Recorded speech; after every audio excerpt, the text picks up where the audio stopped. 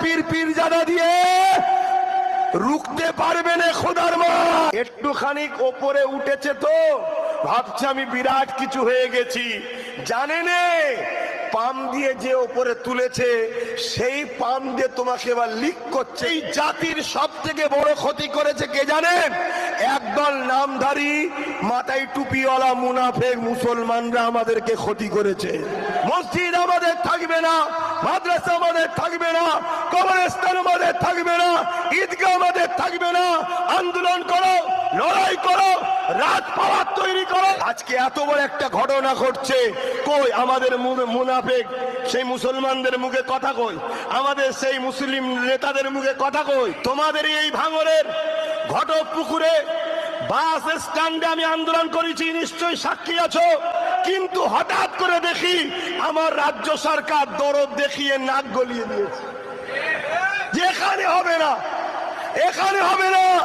সরকার কালা কানুন তৈরি করেছে, কেন্দ্র সরকার মসজিদ মাদ্রাসা কবরস্থানের বিরুদ্ধে আইন করেছে, তাই কেন্দ্র সরকারের বিরুদ্ধে লড়াই হবে। পশ্চিম বাংলাতে আন্দোলন করা যাবে না। যদি কেউ পশ্চিম বাংলায় আন্দোলন করে, গুলোগুলি করে, সব থেকে বড় দুশ্মন আমি হব। রাজ্য সরকার এমনটা কথা বলেছে না বলেনি? মসজিদ মাদ্রাসা ভাঙা হচ্ছে না হয়নি? মসজিদ মাদ্রাসা ধ্বংসের দিকে দিয়ে যাচ্ছে না যায়নি? গত 10 বছর ধরে বলছি, কিন্তু দুঃখের সাথে বলতে হয় আমার কথাকে গুরুত্ব সেদিন দেয়নি।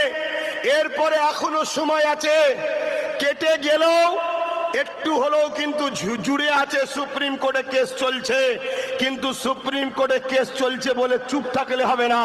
কিছু মুনাফেক বলবে, কিছু গাদ্দার বলবে আরে কেস চলছে এখন চুপ থাকো।